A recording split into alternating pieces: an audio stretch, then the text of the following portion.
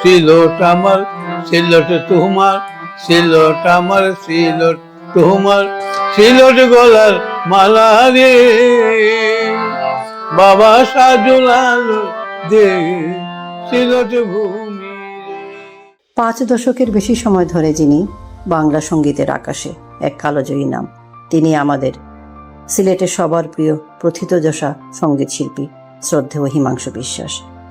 নজরুলগীতি, লোকগান থেকে শুরু করে আধুনিক গানের এই বহুমুখী সাধকের এক জাদুকরী কণ্ঠ অগণিত শ্রোতাকে বিমোহিত করেছে। তার গায়কের প্রশংসা করে কবি শামসুর রহমান লিখেছিলেন, হিমাংশু বিশ্বাসের কণ্ঠে লোকায়ত বাংলা খেলা করে। কেবল সুরের মঞ্চেই নয়, 1971-এর মহান মুক্তিযুদ্ধে তিনি ছিলেন একজন বীর শব্দ সৈনিক। স্বাধীন বাংলা বেতারের কণ্ঠযোদ্ধা অপার বাংলায় গান গেয়ে সিলেটের মুক্তিযোদ্ধাদের জন্য তহবিল সংগ্রহ করেছিলেন। সিলেট নজরুল একাডেমির অধ্যক্ষ হিসেবে গড়ে তুলেছেন হাজারো নূতন কণ্ঠ শ্রদ্ধেয় হিমাংশু বিশ্বাস। ব্যক্তি জীবনে অত্যন্ত সদাশয় ও ধর্মনিরপেক্ষ এই গুণী মানুষটি সব প্রজন্মের কাছে এক চিরসবুজ বন্ধু, এক সহযাত্রী। তার সহধর্মিণী অনিতা বিশ্বাসও দেশের একজন খ্যাতনামা গ্রেড 1 সঙ্গীত শিল্পী। নিবিড় সাধনায় সঙ্গীতকে হৃদয়ে ধারণ করা রাষ্ট্রীয় সম্মানের উপযুক্ত এই মহান আলোকবর্তিকার দীর্ঘ সুরের যাত্রা ও বর্ণিল জীবনকে সম্মান জানাতেই আমাদের আজকের এই বিশেষ আয়োজন।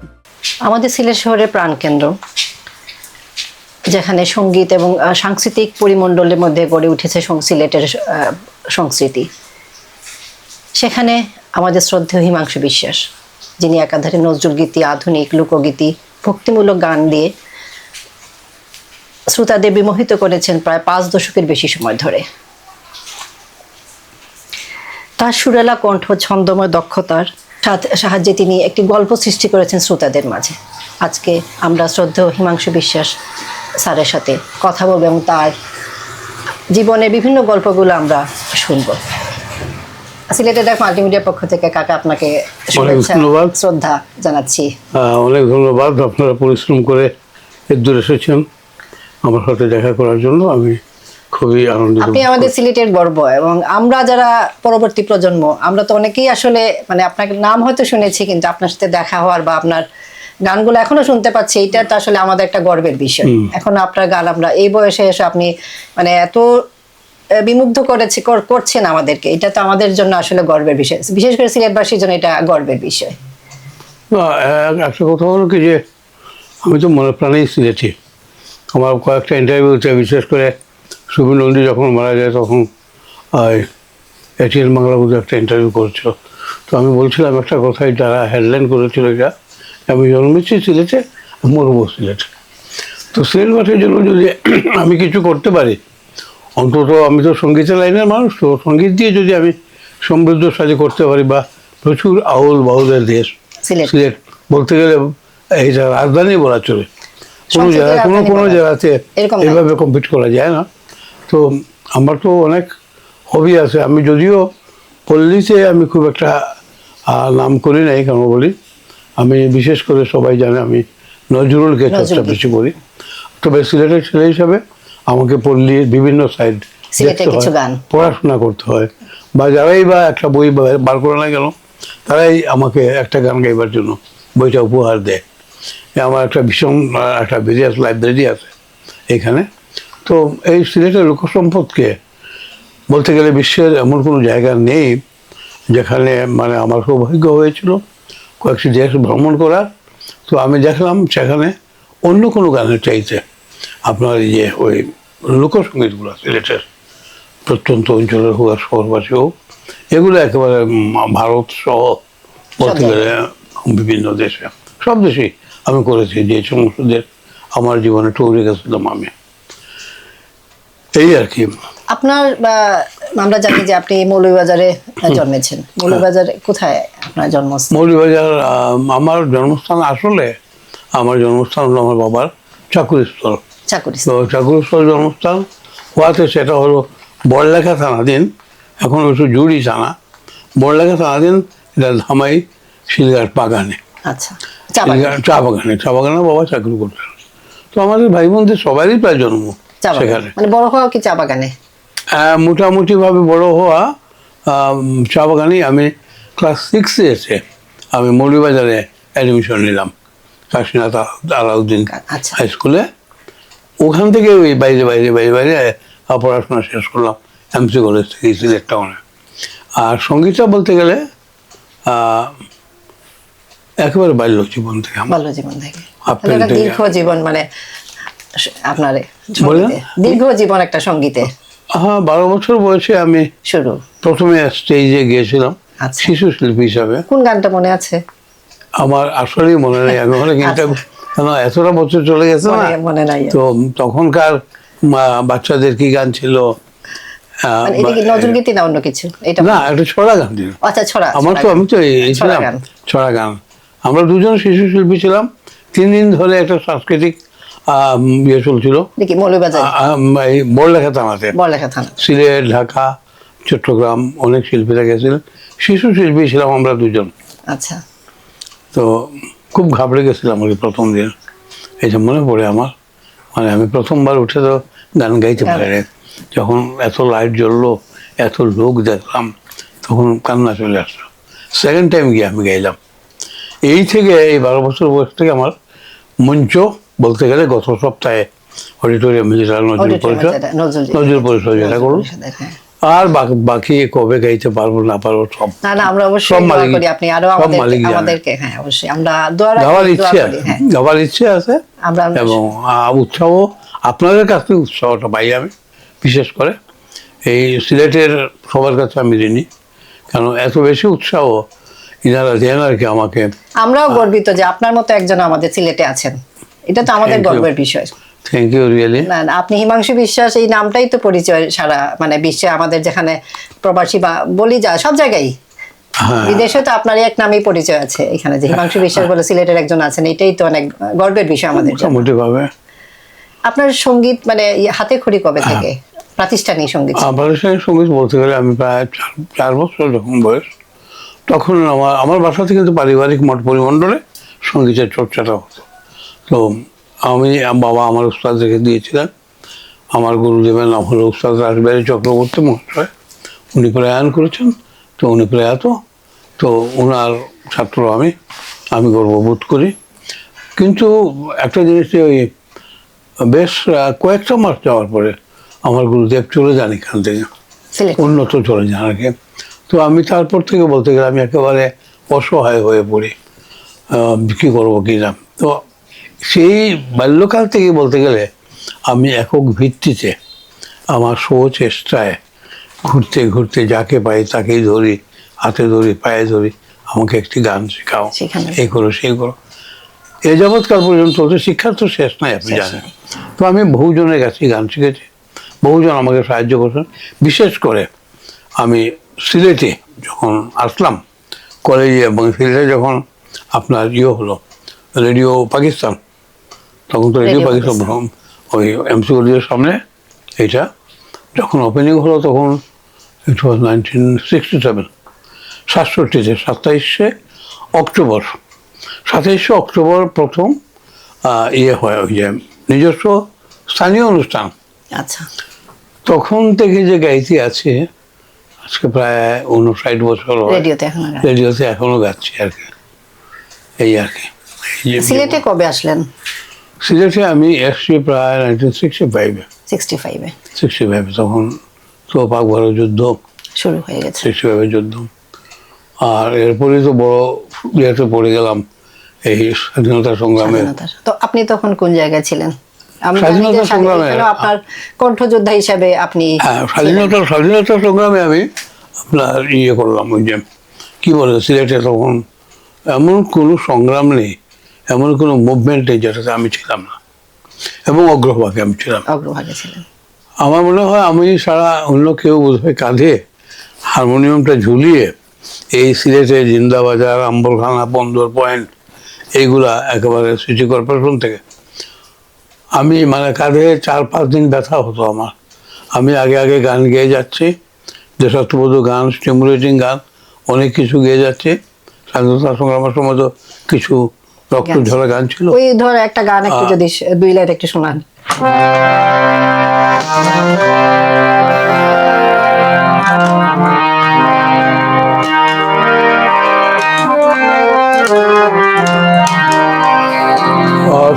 যে দু এক লাইন মনে পড়ে আছে হ্যাঁ না ঠিক আছে। 69-এর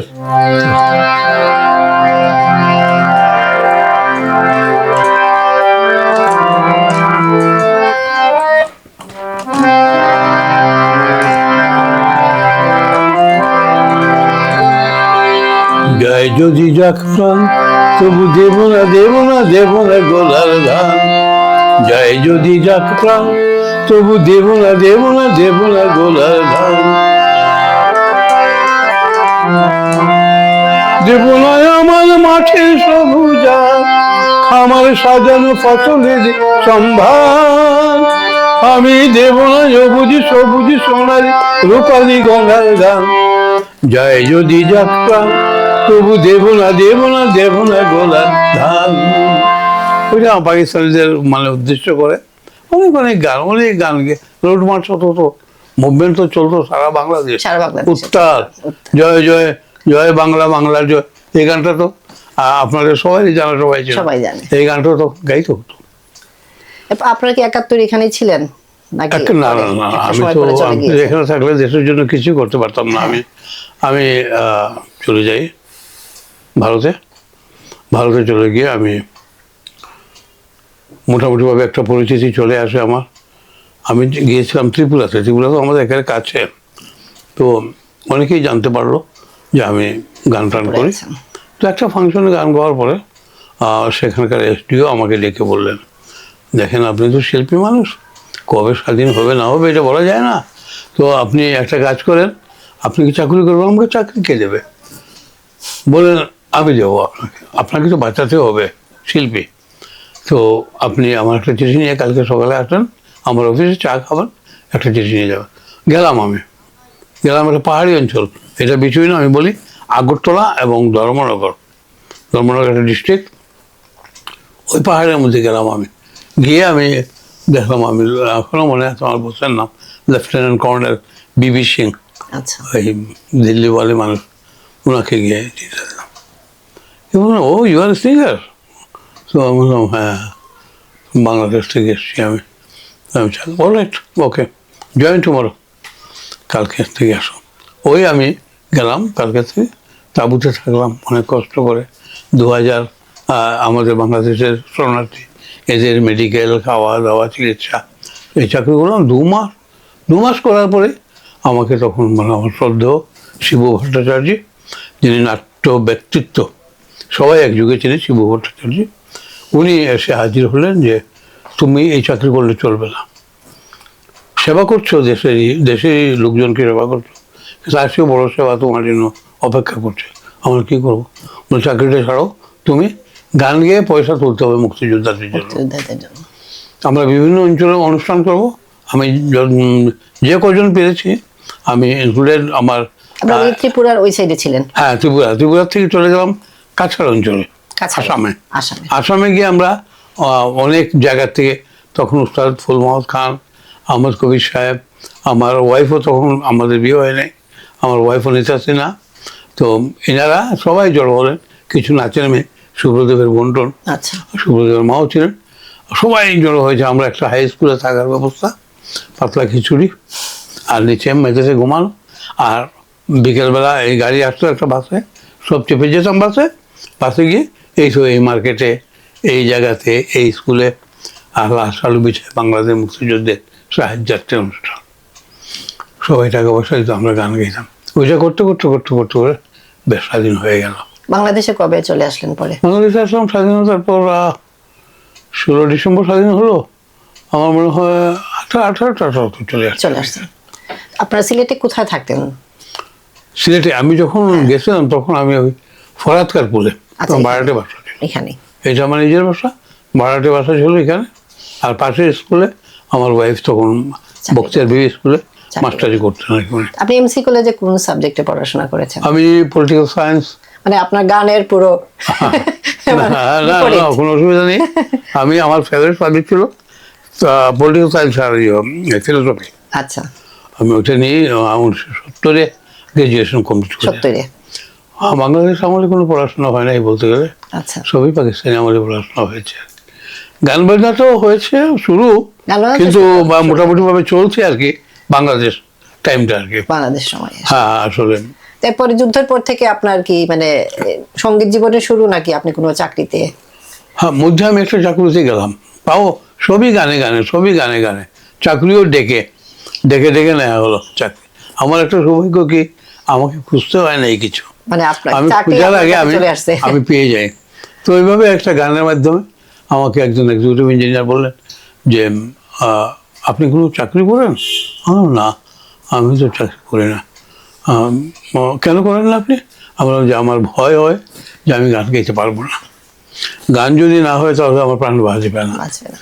তো এইভাবে চলে নাকি জীবন, বিপদ আপদ আসছে না, কেউ যদি আপনাকে সেই সুযোগ দেয়, আমি বললাম এই ধরনের কেউ সুযোগ দিলে তো আমি নেবই চাকরি। আমি এটা চাকরি সম্পর্কে কোনো জাত নেই, আমার যে কোনো জাতের চাকরি হোক আমি চাকরি নেব। কালকে সকালে এসে আপনি আমার অফিসে, আম্বরখানা অফিসে গেলাম, ওই পিডিপি বিদ্যুৎ উন্নয়ন বোর্ডে আর কি। ওই গেলাম, যাওয়ার পরে উনি ওনার অ্যাসিস্ট্যান্ট ইঞ্জিনিয়ারদেরকে বললেন যে চিনেন? বলে হ্যাঁ হ্যাঁ, ওনাকে তো উনি তো শিল্পী, তো ওনার জন্য একটা টেবিল একটা চেয়ার ভালো করে ইয়ে করে রাখান, কালকে থেকে উনি এসে বসবে, আর কেউ ওনাকে ডিস্টার্ব করবেন না। কাজ করলেন কি না করলেন, কখন আসলেন কখন গেলেন, উনি কিন্তু একজন শিল্পী, আমি নিজেও গান করি, আমি ওনাকে বাঁচাবার জন্য ওনাকে নিয়ে এসেছি। চৌধুরী নেসারুল হক একজন বড় ব্যক্তি, যিনি আমাকে ডেকে নিয়ে চাকরিতে দিয়েছিলেন, চৌধুরী নেসারুল হক। আমি ওনার কাছে ঋণী।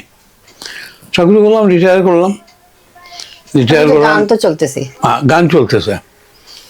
ওই চাকুরিকালীন সময়েই কিন্তু আমার বেশিরভাগ বিদেশ সফর। আচ্ছা, গানের জন্য? হ্যাঁ, ওই গানের সফর, ওই mayor street festival, flowers competition, তারপর বিভিন্ন নববর্ষের অনুষ্ঠানে বিভিন্ন ইনভাইট আসতো, তো যেতাম, যে ভারতেও যেভাবে যেতাম ও বহির্বিশ্ব সেভাবে যেতাম। আপনি নজরুল গীতিকে কেন বেছে নিলেন? হ্যাঁ, ছোটবেলা থেকেই নাকি? না, তো একটা ভালো জিনিস, ভালো প্রশ্ন করেছিলাম যে নজরুল গীতি কেন বেছে নিলাম। আমি কিন্তু রবীন্দ্রসঙ্গীত গাইতাম। আচ্ছা। আমি গাইতাম, এবং পাকিস্তান আর্ট কাউন্সিল যেটা সাফা ছিল, তারা বর্তমানে যখন শিল্পকলা একাডেমি, এই শিল্পকলা একাডেমি তো বাংলাদেশ হওয়ার পরে হয়েছে। প্রথমে শিল্পকলা পরিষদ, তারপরে একাডেমি, কিন্তু আগে ছিল পাকিস্তান আর্ট কাউন্সিল। তো ওখানে কিন্তু আমি সদস্য ছিলাম। আমি সবসময় গান বাজনা করতাম, কম্পিটিশন হতো, তখন রবীন্দ্রসঙ্গীত আমি গাইতাম। তখন সিলেটে পুরুষ শিল্পীদের মধ্যে নাই বললেই চলে, মহিলা শিল্পী ছিলেন কিছু, দিলরুবা টিলরুবাইরা ছিলেন। তো আমি গাইলে ফার্স্ট না হল সেকেন্ড, সারদা হল, একটা মাত্র হল ছিল সারদা হল, ওই ফার্স্ট সেকেন্ড হয়ে তারপর দেখলাম যে ওই রবীন্দ্রসঙ্গীতের চর্চা করলে অন্য কোনো গানে আপনার গাইতেও যেমন মানায় না, অসুবিধা হয়, তেমন খুব একটা, তখন তো পাকিস্তান আমাদের রবীন্দ্রসঙ্গীত ব্যান্ড ছিল, তো এটা কদর নেই।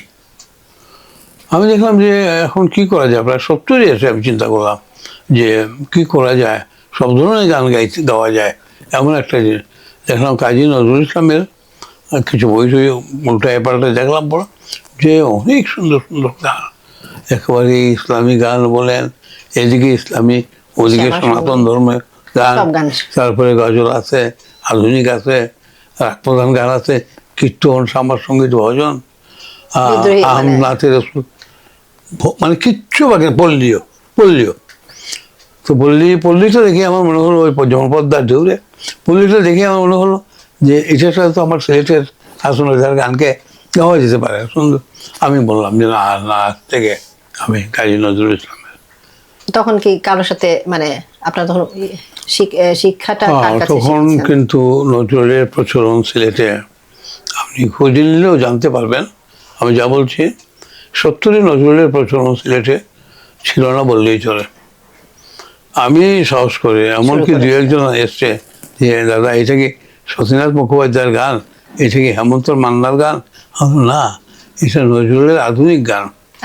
যেমন একজন জিজ্ঞেস করেছিল, তুমি সুন্দর তাই চেয়ে থাকি প্রিয়, সে কি মোর অপরাধ? দাদা এটা কি মান্নাতে গিয়েছিল? আমার কে বললো তোমাকে? এটা কবি কাজী নজরুল ইসলামের আধুনিক গান। আমি তো জেনে গেলাম। আমরা হ্যাঁ, ওই আমি শেখাতাম, কিছু উৎসাহী যারা ছিল তাদেরকে আমি কালেকশন করতাম, ওদেরকে শেখাতাম। এই প্রচলন শুরু হলো শুরু। ধীরে ধীরে। হ্যাঁ, এখন তো আপনি নজরুল একাডেমিরও সিলেটে যেটা আছে, নজরুল একাডেমির আমি প্রিন্সিপাল হিসাবে আছি আজ প্রায় অন্তত 16-17 বছর ধরে। আমি ওখানে গানের ক্লাস টাস হয়, সব কিছু হয়।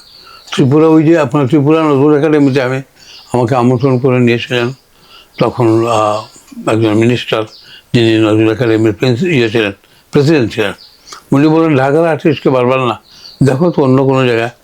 এরা বললো যে সিলেটে একজন নাকি শুনলাম নজরুলগিরি গান করে, স্যার ইনাকে। হ্যাঁ, নো প্রবলেম, আমি একেবারে আমার ইয়েতে রাখবো, আমার গাড়িতে করে আনবা, মন্ত্রীর ইয়েতে থাকবে, উনি সার্কিট হাউসে থাকবে, বিআইপি ইয়েতে থাকবে। খুব খুব মজা হয়েছিল সেখানে গিয়ে আগরতলাতে। আগরতলা থেকে নজরুল একাডেমির ফাংশনটা খুব সুন্দর ফাংশন হয়েছিল। তাদের তো আন্তরিকতা অভাব নেই। আর নজরুল প্রত্যেকটি সঙ্গীতের দর্শক, পাশাপাশি আপনি আর আধুনিক গান করেন। হ্যাঁ, আধুনিক সিলেটি, গান- আমাদের যে সিলেটি ওই গানও কি আপনি করেন? হ্যাঁ, 100বার করি। আমাদের সিলেটের যে গান, এইটা তো আমার করতে গর্ব লাগে আমার। আমরা একটু আমি একজন সিলেটের একটা সিলেটি। গানের যদি দুই এক লাইন শুনি, হুম? সিলেটের একটা গান যদি এক লাইন শুনি, আমরা তো অনেক যেমন আমার একটি গান আছে, আপনারা শুনলেই বুঝতে পারবেন, সুরমা নদীর তীরে আমার হ্যাঁ, হ্যাঁ। ঠিকানা রে। ওইটা একটু যদি শোনান আমাদের, এটা আমি সুরমা নদীর তীরে। শোনাচ্ছি।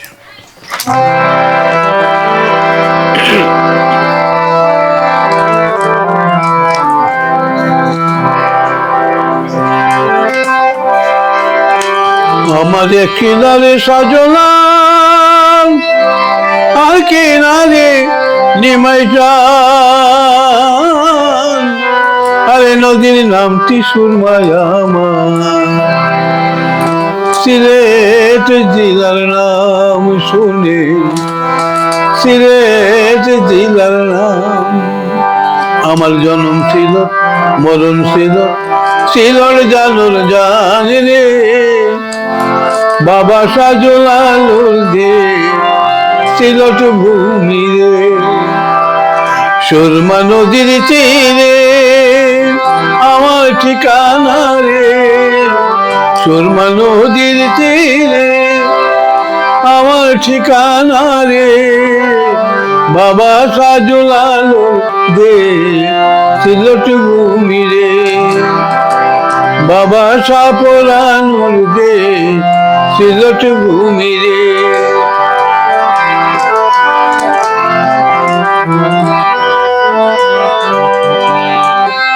আইসে সিলট যাইমু, সিলট থাকু শুইয়া, যে মাটির ঘুমাইয়া আসু 360 চলিয়া, সিলট আমার, সিলট তোমার, সিলট আমার, সিলট তোমার, সিলট গলার মালা রে,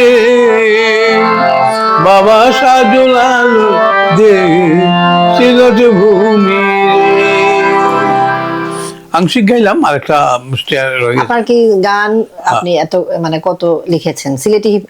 হ্যাঁ, আমি গান লেখার অভ্যাস আমার আছে। আমি এ পর্যন্ত গুনি নাই, তবে আমার চোখের সামনে 5টা ডায়েরি ভর্তি আছে। আচ্ছা, সেটা আমার আমি আপনি সুর করেন, আগামীতে আপনার বই প্রকাশ করার ইচ্ছা আছে? ইচ্ছে, কিন্তু অনেক টাকা পয়সা লাগে, আমার তো আবার ওদিক দিয়ে একটু প্রবলেম আছে। আচ্ছা, তো আমি আগামীতে আমার ছাত্রছাত্রী অনেক চাপ দেয় যে স্যার আপনি একটা বই প্রিন্ট করেন, আমরা আমাদের নেব, জন্য তো আসলে আমরা ইয়ে নেব, থাকে, আপনি আমরা সবাইকে এগুলা- গিফট করতে পারবেন। তা সবকিছু তো দিলেন আপনি, ওই অসম্পূর্ণ জিনিসটা থেকে গেল, আপনার লেখা গান আপনার ঘরেই রয়ে গেল। ওই গানগুলো কি আপনি সুর করেন? আর আপনার হ্যাঁ, আমি আমার সুরে গাইছে, সবচেয়ে পছন্দ করি আমার সুরে। অনেকেই গায়, বিভিন্ন চ্যানেলেও গায় ঢাকাতে, তারপর সিলেট বেতারেও আছে। আমার ছাত্রছাত্রীরা গায়, আমার সুরেই গায়, আমার লেখা আমার সুরেই গায়। আপনার সুর লেখাটা দুইটাই যদি আপনার হয় তাহলে তো আসলেও একটা মানে ভালো হবে। নাহলে একজনের লেখা আর আপনার সুরগুলো যদি এখন যেটা আপনার ছাত্রছাত্রীরা চাচ্ছে যে আসলে বই আকারে বের হয়ে যাক, হ্যাঁ, তাহলে আমাদের জন্য সবার জন্য আসলে একটা হ্যাঁ, মানে কালকেই- সম্পদ হিসাবে থাকবে। কালকেই ওই যে আমার নিউটন তালুকদার বলে ব্যাংকের অফিসার, পূবালী ব্যাংকের, সে কালকেই এসে 2টো আধুনিক গান বলো, স্যার আপনার লেখা আপনার সুর, আমাকে 2টো আধুনিক গান দেন, আমি প্রোগ্রাম করবো রেডিওতে রেকর্ডিং। আর তাছাড়া সে তার ইউটিউবে তার চ্যানেল আছে, আচ্ছা। ওখানেও আমার সুর করা গান, আমার লেখা গান অনেকগুলো, সে খুব ভালো গায়। এই আর কি চলছে আর কি জীবন। আপনি তো বিভিন্ন ভাবে সম্মানিত হয়েছেন দেশে বিদেশে।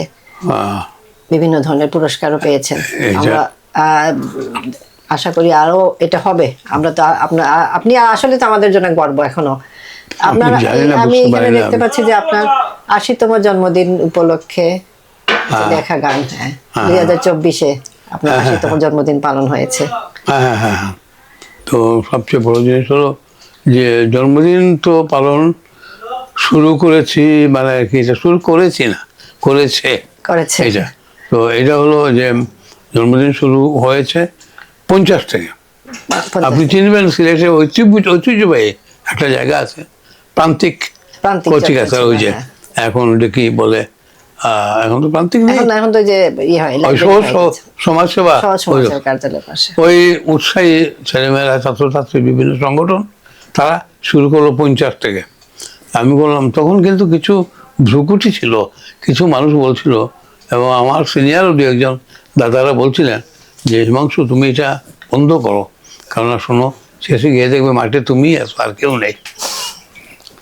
ওকে, বলে আমার তো কোনো হাত নেই, আমার কিছু ফলোয়ার্স আছে, ভাইরা আছে, সংগঠনের চালায়, ওরা অ্যারেঞ্জমেন্ট করছে, আমি না যাই, সম্মান জানানো হয় আপনাকে। আচ্ছা, তারপরে দেখা গেল যে তখন আমি ক্যান্টনমেন্টে আমি গান শেখাতাম, ছেলে মেয়েদেরকেও শেখাতাম, ভাবিদেরকেও, কর্নেল ব্রিগেডিয়ার ভাবিদেরকে শেখাতাম, আগে শিখেতাম তাদের বাচ্চাদেরকে, তারপরে এখন দেখা যায় বিডিআরও শিখেতাম আমি, সেক্টর কমান্ডার মেয়ে ছিল।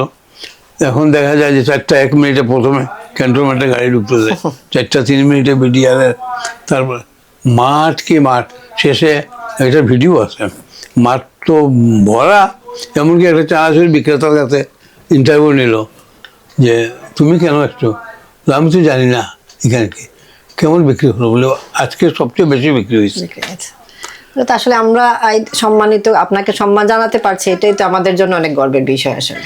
সেই থেকে আপনার 50 হলো, 60 হলো, 70, 80, আর এখন ভাবছি আর যদি 85 পর্যন্ত ঈশ্বর বাঁচিয়ে রাখে, আমরা আশা আরো 100 বছর পর্যন্ত আপনি না সুস্থ থাকেন, যতদিন পর্যন্ত থাকেন সুস্থ থাকবেন। আমি এটা এখন তো আমার তো হার্টের, আমার অসুস্থতা তো আমার হার্টের, আমি তো বাইপাস করা। আচ্ছা, এটা অনেকে হয়তো জানেন না। হ্যাঁ, শুনেছি। আমি ঢাকাতে 18 ইংরেজিতে আমি বাইপাস করেছি। তো বাইপাস আমি এখানে মৃত্যুসজ্জায় প্রায় ছিলাম, রমজান মাস ছিল, অনেক কান্নাকাটি করেছে, মুখের উজা রেখে ছেলে মেয়েরা, তাদের বাবা মারা, আমাদের স্যারকে ফিরিয়ে দাও, ওইটাই আল্লাহর আরশ হয়তো কেঁপেছিল। আমি বেশি সিলেটে আসলাম, আবার গান শুরু করলাম। আপনার পারিবারিক জীবন নিয়ে একটু জানতে চাচ্ছি। হ্যাঁ, বলেন। আপনার পরিবারে কে কে আছেন? আমার পরিবারের বলতে গেলে আমার একটি মাত্র সন্তান, মেয়ে, তার নাম অন্তরা বিশ্বাস, পিঙ্কি তার ডাকনাম। তার বিবাহ জীবন তার স্বামীর ঘরে আছে সুইডেনে, তার একটি মাত্র সন্তান ছেলে। গানের সাথে জড়িত আছে? সে তো বাংলাদেশ বেতারের শিল্পী ছিল, টেলিভিশনের শিল্পী, তারপর সে নাচে বেগম খালেদা জিয়ার কাছ থেকে আগের টার্মে সে ফার্স্ট হয়েছে ডান্সে ঢাকাতে শিশু শিল্পী প্রতিযোগিতা। এরপরে সে লাক্স চ্যানেল সুপারস্টারের কন্টেস্টে, এখানে ছবি আছে, সে ফার্স্ট রানার আপ হয়েছিল আর কি ঢাকাতে। অনেক কিছু, তার অভিনয়ও জানতো, সে ঢাকা থেকে অভিনয় করছে, এখানে নাট্যগোষ্ঠীর সাথে সে জড়িত ছিল। মোটামুটি সে একটু অলরাউন্ডার এক্সপিরিয়েন্স। সে মনে করে আমি বাবার যখন ছেলে নেই, বাবার মেয়ে যখন, বাবা যখন ওদিকেই হাত, ওদিকেই হাত, ওদিকেই হাত, আমিও দেখি না চেষ্টা করে, ঠিক আমার মতো আমার মেয়েটাও হয়েছে, এখনো গান করতেছে। গান করতেছে কি, সে 7 বছরের ছেলে, সবাই বলছে নাচ ছেড়ে দিবা কেন, নাচ শুরু করো। আমি সেদিন কার সাথে 2 জোড়া ঘুঙ্গুর কিনে দিলাম, আচ্ছা, নাচের জন্য, এই বয়সে নাচবে সে। ঠিক। আপনার এখন সঙ্গীত নিয়ে কি ভাবনা আছে? সঙ্গীত আমি সবসময়, আমি অতীতে আমি যে গুলো আমার ইন্টারভিউ ফেস করেছি বিভিন্ন মিডিয়া ও বিভিন্ন চ্যানেল থেকে আসা, তো আমি একটা কথা কিন্তু সব মিডিয়াকে বলি, আমি যে সিলেট যেহেতু আমি বলি যে ফোকের একটা রাজধানী, কিন্তু আপনি দেখেন আজকে দুঃখের সহিত বলতে হচ্ছে, এটা সত্য কথা, যে অমুকের গান অমুকের নামে, অমুকের গান অমুকের নামে চলে। সঠিক মূল্যায়ন কেউ করতেছে না। নাই, আসলের গান দেখেন আব্দুল করিমের নামে চলতেছে, হ্যাঁ। আব্দুল করিমের গান আসলের নামে চলতেছে, সঠিক ইয়েটা আমরা কেউ নাই নাই। তো আমি বলছিলাম সরকারি ভাবে হোক আর বেসরকারি ভাবে হোক, একটা ফোক একাডেমি অফ কালচার এইভাবে, বা লোক সংস্কৃতি কেন্দ্র কেন্দ্র। এইভাবে সরকারি বা বেসরকারি হোক। আর সরকারি বা কেন করবে না, আমাদের যে দুজন মন্ত্রী ইয়ে আছেন। আছেন, এর আগেও তো ছিলেন আমাদের। হ্যাঁ। তো আমি এনাদেরকেও বলেছি পার্সোনালি, যে মন্ত্রী মহোদয়কে বলছি যে একটা কিছু করেন, এদিকে ওদিক পয়সা দিচ্ছেন, একটা রুম সিলেটের ভাড়া করে দেন, আমি চালাবো। আমার এখানে যত বই আছে সব দিয়ে দেবো এখানে। ব্যাস, ওখানে আসলে এখানে আসলে এখান থেকে থিসিস করতে পারবে। জাপান থেকে এসে ঘোরাঘুরি করে আপনি বিশ্বাস করবেন যে এক ভদ্রমহিলা প্রায় 65 ইয়ার্স অফ ওল্ড, ওই কোন একটা হোটেল উঠেছিল, তারপর খুঁজে খুঁজে খুঁজে খুঁজে খুঁজে এখানে আসছে, এসে বলে যে এইভাবে থিসিস করবে নাকি সিলেট ফোকলোরকে নিয়ে। আমি যা পারি তাকে সাহায্য করলাম। আমি এরকম একটা কেন্দ্র যদি থাকে তাহলে সিলেটের আপনি কেন যাবেন না, আমি কেন যাবো না? আমাদের জন্য তো একটা গর্বের বিষয়। কিন্তু আর এই আমাদের কিন্তু গানগুলো একটা আমি আই এম ভালো। ফেলিওর, আমি ফেলিওর যে আমি আজকে নবীন বলেন, আমাকে প্রবীণ বলেন, আর খুব সুনাম বলেন, আমার যাই থাক না কেন, আমার এই একটি কথা কোথাও আমার হলো না, কথাটা রাখার কোনো মানুষ পেলাম না। আমি এই দিক দিয়ে আমি এখন আমি বলি আপনাদের মাধ্যমে, আমি বলি যে শহীদ ব্যক্তিত্ব অভাব নেই, আমার বিদেশে টিদেশে অনেক সবাই সাগর। আছে, হ্যাঁ। তো একটু যদি চিন্তা করেন যে আমাদের লোক অঞ্চল সিলেট, যেটা লোক রাজধানী বলা চলে, এত আউল বাউল ফকিরের জায়গা, এত হাজারো গান, যে গানগুলো বিশ্বের এমন কোনো জায়গা নেই যেখানে সিলেটি হোক আর বাঙালি হোক। আপনি যেটা করেন এগুলো ছেড়ে দেন, কলকাতা আপনার সিরিয়ালে আমাদের গান ব্যবহার, গান ব্যবহার হচ্ছে, এগুলো আপনার ঘরে বসে সবাই ছবিতে ব্যবহার হয়েছে। কি ডিমান্ড আপনি বুঝেন তো? কলকাতা তো গান নেই। আমি তো কলকাতায় গেলাম যখন, এমন কোনো হল নাই, আমি যাই নাই, কিন্তু কি ভূয়সী প্রশংসা, যেন তারা জীবনে এরকম গান শুনেই নেই, এত প্রশংসা করলো, বুঝছেন? কিন্তু এখন সিরিয়াল চালাচ্ছে আমাদের এই বিয়ের গান, আমাদের ধামাইল গান নিয়ে, এই হলো অবস্থা। কিন্তু আমি বলছি আপনাদের মাধ্যমে যে একটা কিছু যদি আমি আমার অন্তত মৃত্যুর আগে আমি দেখে যেতে পারি। আমরাও মানে সবার কাছে এইটাই এই জিনিসটা মানে পূরণ আপনার দাবি এটা সবারই, আমাদের এটা তো আমার ব্যক্তিগত কোনো কিছু আমাদের না। সবারই এটা। হ্যাঁ, আমি শ্রম দিতে পারবো, সিলেটের জন্য খুব একটা ইয়ে হবে। এখনো আমি শ্রম দিতে পারবো, আমি গিয়ে বসতে পারবো, চালাতে পারবো, সংগ্রহ করতে পারবো, সবাই আসবে আমি গেলে, সবাই এভাবে একটা কিছু হোক, হওয়া দরকার অবশ্যই। আমি বিশেষ করে আমার জীবনের আরেকটা দিক আপনাদেরকে বলা উচিত, আমি দুটো মিডিয়া আছি, কিন্তু আমি আমার জীবনে সৌভাগ্য হয়েছিল, একটা হলো বিবিসি বাংলা বিভাগ। আমি লন্ডনে 1997 আমি যখন টোর করে আমি 6 বার গেছিলাম লন্ডনে, তখন বিবিসি বাংলা আমাকে ইনভাইট করলো, আমি তো ওদের স্টুডিওতে গেলাম, আমি গিয়ে প্রায় অন্তত 20 মিনিটের একটা ইন্টারভিউ সং করলাম। আর 1985 যখন আমি গেছিলাম নিউ ইয়র্কে, তখন জুবেদা খানম ছিলেন বাংলাদেশের ওই ভয়েস অফ আমেরিকাতে। উনি অনেক কষ্ট করে ওয়াশিংটন থেকে এসেছিলেন নিউ ইয়র্কে, এসে তারপরে উনি আমার ইন্টারভিউ নিলেন। তো এইটাও অনেকের বাংলাদেশে অনেকের, আর দূরদর্শনও করার সুযোগ পেয়েছিলাম আমি। দূরদর্শন করতে বিশেষ করে আমি সবখানে বলি যে ভয়েস অফ আমেরিকাতে আর বিবিসিতে আমার মনে হয় না এর আগে কোনো শিল্পী কোনো সময় একটা ইন্টারভিউ ফেস করছে, কিন্তু আমার সেটা সৌভাগ্য হয়েছিল। আমাদেরও সৌভাগ্য যে আপনি আমাদের মাঝে এখনো আছেন, হ্যাঁ, এটা আপনার সাথে কথা বলতে পারছি, এটাও আমাদের জন্য অনেক গর্বের বিষয়। আসলে তো আপনারা আসছেন। আমরা তো একটু গানে আবার একটু চলে যাই। আপনার নজরুলগীতি আমরা শুনেছি যে ভক্তিমূলক গানও, ভক্তিমূলক গান আমাদের যে সিলেটের যে গানগুলো আছে ওইগুলো না, ভক্তিমূলক গানের যে এগুলো আপনি করেন। ভক্তিমূলক গান বলতে আপনি বলেন মাইথোলজিক্যাল সং, যেসব আমরা বলছি, যেমন সনাতন ধর্মের জন্য কিছু গান আছে, আর ইসলাম ধর্মের জন্য কিছু গান আছে যেগুলার বিশেষভাবে রচনা করেছেন আমাদের কাজী নজরুল ইসলাম। তো এগুলো আমি করি সেদিনও আমি বললাম অডিটোরিয়ামে যে আমি একটা করি প্রথম সনাতনী, একটা করি আমি ইসলামী। ওরা তো বলবো দাদা এবার আমরা সববার অন্যভাবে গায়ে, এইবার দুপক্ষের জন্য এত সুন্দর দুটো গান নিয়ে আসছে গায়ে। তারপরে অডিয়েন্সের রিকোয়েস্টে আর একটা গান গাইলাম আধুনিক, এরপরে প্রিয়াঙ্কা গাইলো। হ্যাঁ, প্রিয়াঙ্কা। এগুলো অত্যন্ত, আমার কাজী নজরুল ইসলামের তো কোনো এনার সাথে তো কাউকে তুলনা করা যায় না। ওনার রচনা সনাতন ধর্মের যা, ইসলাম ধর্মের তা। মানে অসাম্প্রদায়িক চেতনা এবং মারাত্মকভাবে মারাত্মকভাবে। আর দেশপ্রেমও বলা যায়। আর যে শব্দচয়ন, এসব অর্থ আমি সনাতনী হয়েও আমি বুঝি না। উনি যে শব্দচয়ন অনেক বুঝি না আমি। আপনার নজরুল সিলেটে যে নজরুল একাডেমি আছে, এখানে শুধু খালি আপনারা গানের ইয়েটাই চলে? না, এইখানে আপাতত গানেরই ইয়ে চলতেছে। আর ভবিষ্যতে নতুন করে কমিটি হচ্ছে। এই কমিটি হওয়ার পরে আমরা করবো ইয়েতে কিছু নাচের ক্লাস করব, আর্টের ক্লাস করব, আর তারপর আপনার আবৃত্তি এগুলো বিভিন্ন সেকশন করা হবে এবং এটাকে এনলার্জ করা হবে। পিছনে একটা অডিটোরিয়াম করা এখন তো জিন্দাবাজারে আছে। জিন্দাবাজার ওই জায়গাতে পিছনে অনেক জায়গা আছে। আচ্ছা, ওইটাকে এক্সটেন্ড করবে নতুন কমিটি হবে। ওইটা সেদিন আলাপ হলো আর কি। তো হোক, আমি কতদিন আর চালাতে পারবো ওইভাবে। আমরা অবশ্যই দোয়া করি আপনি আরো আমাদের মাঝে থাকবেন। হ্যাঁ, আপনাদের দোয়া অবশ্যই। সবার দোয়া, আমাদের সিলেটবাসীর দোয়া আপনার সাথে আছে। যত ভিউয়ার্স আপনি আছে আমাদের সিলেটের গর্ব। সবার কাছে আমি দোয়া চাই, যত ভিউয়ার দোয়া চাই, আশীর্বাদ চাই। কেননা এই সম্পদটাই তো আমার, আপনাদের সম্পদই আমি বেঁচে থাকি বলতে গেলে।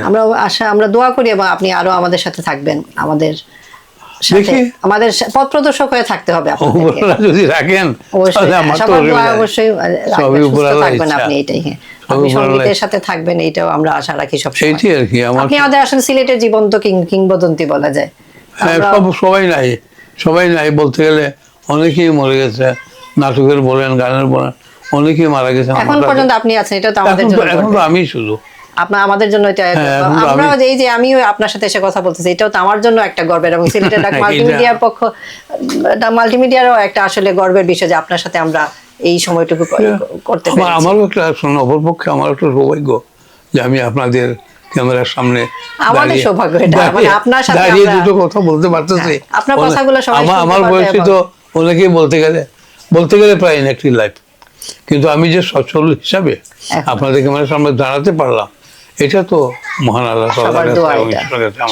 এবং সব ভিউয়ার্সের দোয়া এবং আশীর্বাদ আমার। এইভাবেই সবাই যদি দোয়া করে, আমি হয়তো, আমার তো ইচ্ছে আমি অনেক কিছু আরও দেবার। আমি তো এখনও কিছু দিতে পারি নাই। আমি এই ফোককে নিয়ে আমার বেশি চিন্তা আর কি হলো। নজরুল তো আছেই, এটা ভিতরেই আছে। এটা আমার হলো চিন্তা হলো ফোককে নিয়ে আমি যতক্ষণ পর্যন্ত একটা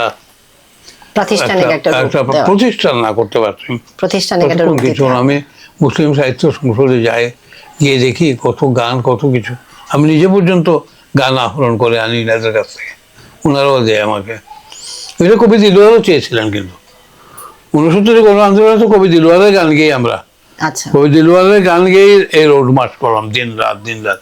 আমাদের ইতিহাস ভিত্তি, সমুদ্র সম্ভাষে ধন্যা, সংগ্রাম আমাদের ভিত্তি, ভালোবাসা রক্তের বন্যা। এই গানগুলো একটুও বলি নেই, কেন সেই যে গণচেতনার একটা গান ছিল, গণজোয়ার ছিল, মারাত্মক। কবি দিলওয়ারকে কেউ কোনোদিন খাটো করে দেখেন না। উনি অনেক উচ্চ মার্গের লোক, কবি দিলওয়ার। আমরা সম্মান জানাই ওনাকে, শ্রদ্ধা। হ্যাঁ, আমরা সম্মান জানাই, শ্রদ্ধা জানাই। আমি আমার সাথে খুব ভালো, এবং উনি বলতেন, হিমাংশু আমি তো থাকবো না রে, কিন্তু তুই একদিন সিলেটকে চালাবি। এগুলো তুই সিলেটকে সব দিক দিয়ে চালাবি। আমি দোয়া করি, আমি দোয়া করেন দুলার ভাই, জানি না তো আমার চেয়েও অন্য কেউ যদি বাইপাস করে উঠে। না, তোর বুদ্ধিমত্তা সবথেকে ভালো আছে, শুধু গান করিস না তুই। এই আর কি চলছে। তো আমরা অনেকক্ষণ আপনার সাথে কথা বললাম, আপনার সময় অনেকক্ষণ নিলাম। আমরাও দোয়া করি এবং সবার কাছে আমরাও প্রত্যাশা করি যে আপনার যে আশা এবং যে লোকসঙ্গীত নিয়ে এবং প্রাতিষ্ঠানিক একটা রূপ দেওয়ার, আমরা মানে সরকারের কাছে এবং আবেদন জানাচ্ছি যে এটা বলবেন আপনারা, এটা অবশ্যই করতে হবে। আমাদের সিলেটের যে গানগুলো আছে এগুলাকে বাঁচিয়ে, সারা এবং সিলেটের গানগুলো যেভাবে সারা বিশ্বে ছড়িয়ে যাচ্ছে, এটা যদি প্রাতিষ্ঠানিক একটা রূপ না হয় তাহলে দেখা যাবে আসলে আমরা হারিয়ে ফেলবো। অবশ্যই আমাদের হাসন রাজা বলেন, আমাদের আমি এটা বলি, আজকের এই অনুষ্ঠানটা যদি বহির্বিশ্ব পর্যন্ত ছড়িয়ে যায়, তাহলে আমার একটা আবেদন রইল, যারা অন্তত সিলেটের কিছু সন্তান হিসাবে বাইরে আছেন, তারা অনেক কিছু অনেকভাবেই টাকা পয়সা ব্যয় করেন, কিন্তু তারা যদি 10 জন অন্তত সমবেত হয়ে এই প্রচেষ্টাটা নেন, তো 10 জনেরই এতেই একটা হয়ে যাবে, একটা আপাতত রুম টুম ভাড়া করে পরে না হয় একটা জায়গা কিনা হলো, একটা একাডেমি করা হলো, শুরুটা করতে হবে। শুরুটা করা যায় 10 জন। এই আবেদনটা আমি রাখলাম। আমরাও আপনার সাথে সাথে এই আবেদনটা সারা হ্যাঁ, বিশ্বে আবেদনটা সবার অবশ্যই কাছে রাখতে চাচ্ছি যে অবশ্যই রাখবো। আমরা যাতে আমাদের শ্রদ্ধেয় হিমাংশু বিশ্বাস কাকার সাথে উনাকে সাথে নিয়ে যাতে শুরুটা করতে পারি। এরপরে হয়তো আমাদের যারা প্রবাসী যারা আছেন ওনারা অনেকেই অনেক কিছুতে দিয়ে থাকেন, করে থাকেন, উন্নয়ন। তাদের সবার সহযোগিতায় যেন আমরা এটা করতে পারি। এই সাইডটাতে আমাদের সিলেটের যে ঐতিহ্য, গানের যে ঐতিহ্য, এটাকে ধরে রাখতে হবে, হবে, নাহলে বিলীন হয়ে যাবে। তো আমরা আপনার সাথে সাথে আমরাও সবার কাছে এই মানে আবেদনটুকু রাখছি যে সবাই যেন এগিয়ে আসেন এবং এইটা যেন আমরা সিলেটের জন্য করতে পারি, সিলেট না এটা সারা বাংলাদেশের জন্য একটা গর্ব তখন এটা ইয়ে হয়ে যাবে। তো আমরা অনেকক্ষণ আপনার সাথে কাকা কথা বললাম। আপনি ভালো থাকবেন, সুস্থ থাকবেন, আমাদের সবার পক্ষ থেকে শুভেচ্ছা। আপনি সুস্থ থাকবেন। যেতে যেতে আপনার একটা গান শুনে শুনে আমরা বিদায় নিয়ে নিব। তার আগে আপনি যদি সবার কাজী সাহেবের গানটাই গাই। হ্যাঁ, সবার উদ্দেশ্যে কিছু বলেন, তাইলে আমরা বিদায় নিয়ে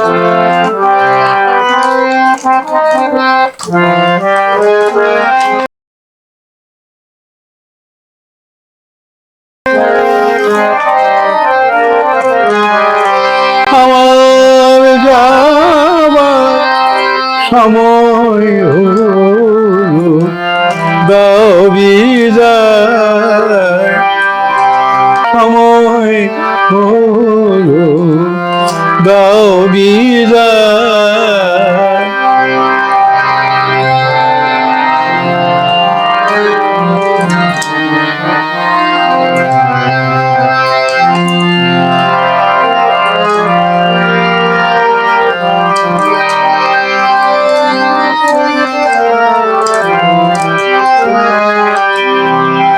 অন্ধকারে এসেছিলেন, হাতে আধার যাই চলে, অনেক ভালো বেসেছিলেন, চিরকালে নাই হলে হলো চেনা, হলো দেখা, নয়ন জলে রইল লেখা, দুর্বিরহে ডাকে কেকা বরসায়, সজল করুন নয়ন তুলো, দাও বিদায়। আমার যাবার সময় হলো, দাও বিদায়।